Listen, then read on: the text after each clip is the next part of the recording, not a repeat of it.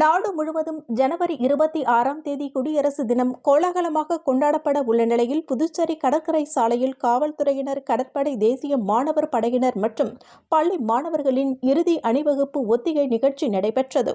நாட்டின் 76வது குடியரசு தினம் நாடு முழுவதும் நாளை மறுதினம் கோலாகலமாக கொண்டாடப்பட உள்ளது.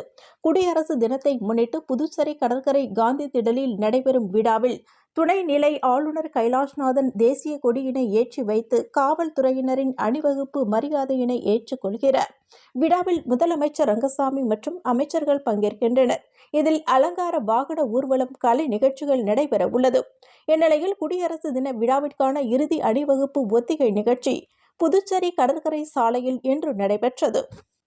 இதில் காவல்துறையினர், தீயணைப்பு துறையினர், கடற்படை, கப்பல் படை, சாரணியர், தேசிய மாணவர் படை, பள்ளி மாணவ மாணவியர்களின் அணிவகுப்பு நிகழ்ச்சி நடைபெற்றது.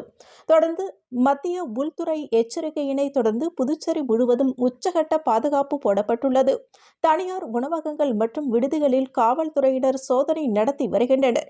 மேலும் கடலோர காவல்துறையினர் ரோந்து பணியில் ஈடுபட்டுள்ளனர். மாநில எல்லைகளில் வாகன தணிக்கையும் தீவிரப்படுத்தப்பட்டுள்ளது.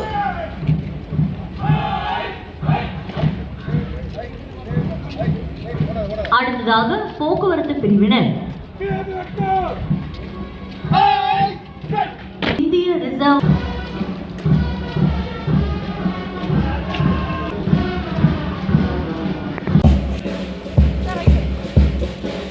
அடுத்ததாக முன்னாள் இராணுவத்தினர்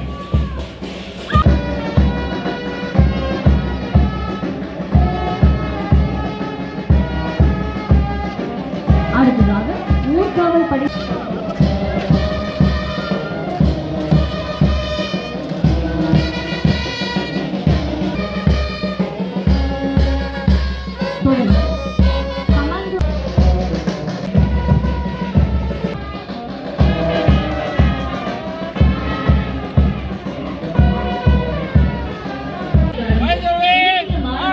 முதுநிலை தனிப்படை பிரிவு ஆண்கள்